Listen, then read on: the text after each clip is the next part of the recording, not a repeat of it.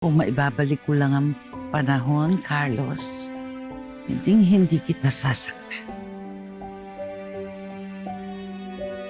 Imposibleng mangyari yan, mahal. Walang magulang na perpekto. Pero ganun pa man, hindi ko mapapantayan yung mga binigay niyo sa akin. Kayo ang nagsilang sa akin dito sa mundong ito. Kayo ang babaeng minahal ko. Kayo ang dahilan. Kayo ang babaeng minahal ko at una kong inidolo. Kayo ang dahilan kung bakit ako marunong magmahal.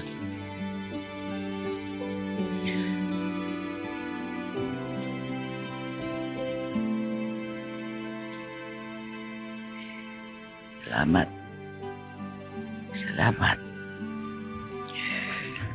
Si Grace ang nagpaalala sa akin na kahit na anong tindi ang galit ko sa inyo, magang katindi ang pagmamahal ko sa inyo. At gagamitin ko yung pagmamahal ngayon para patawarin kayo. Salamat, anak.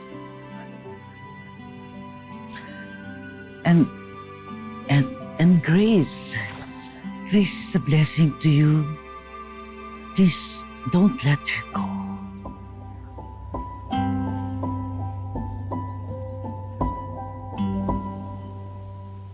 You know, every day, mas pinili kong magalit. And dahil kay Grace,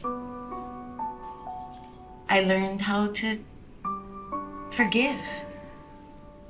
Kasi sa kabila ng mga kasamaan ko sa kanya, napatawad niya pa rin ako.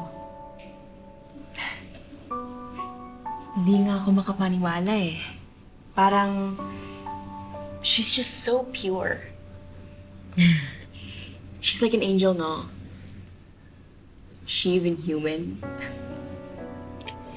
Kung hindi man siya tao, she sure is the best example of what it means to be human.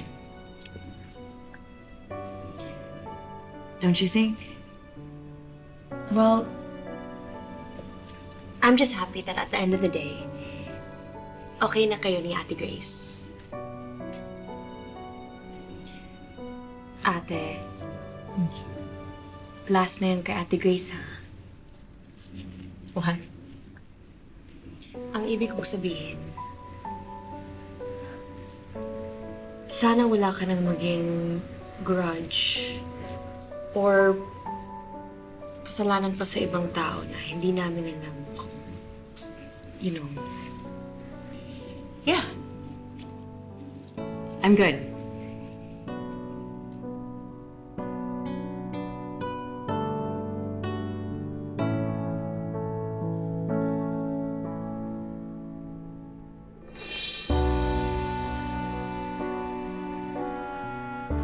Sana matuto ka rin magpatawad. Ano ibig mong sabihin? Baka wala mo na kung anong nasa puso mo. Yung nangyari sa tatay mo. Baka wala mo na yun para makalaya ka na. Magpatawad ka.